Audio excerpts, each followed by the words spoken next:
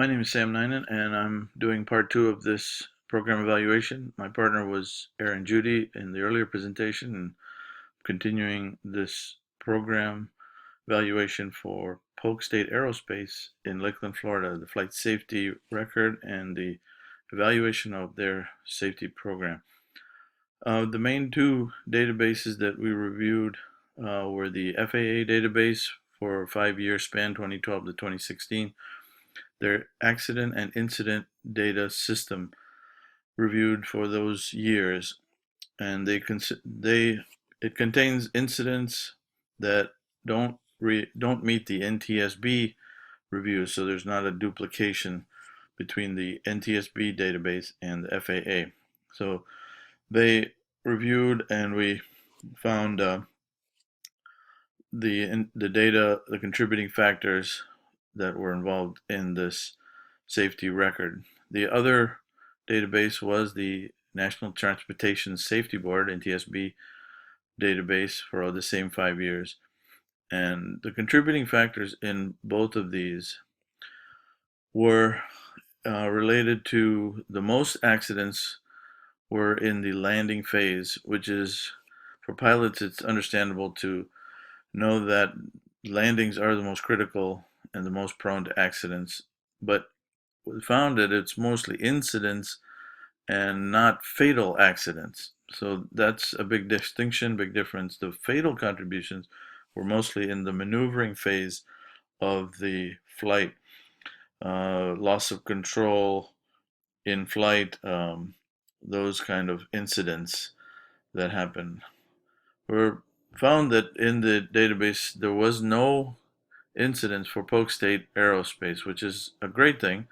We certainly don't want to have accidents or incidents. So there was no fatal accidents for Polk State in those years, 2012 to 2016, that we looked at the data.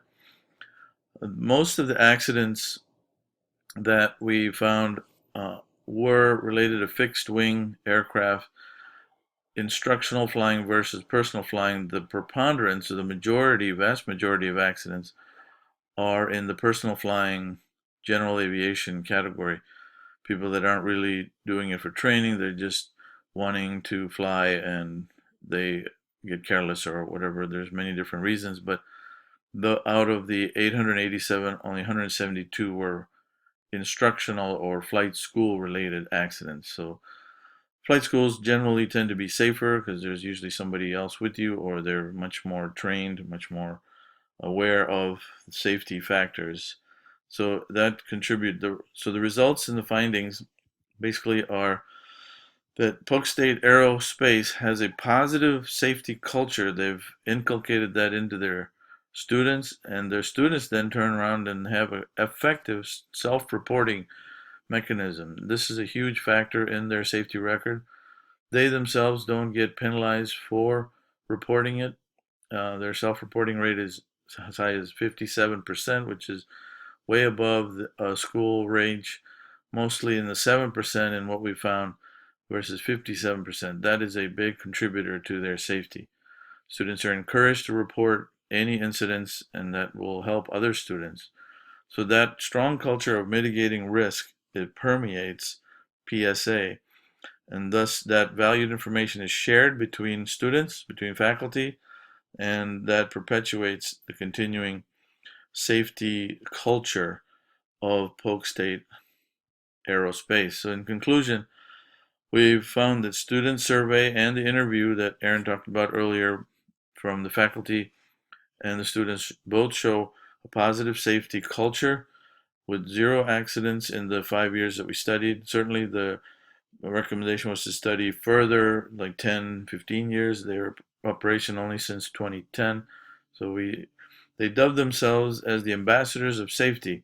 So we conclude our evaluation by saying PSA is effectively operating a safe and efficient flight safety program as to date, and the recommendations from their self-reporting system will ensure that that will remain a low number or 0 number for the continuing days. Thank you for listening, and hopefully this will be a help to their program.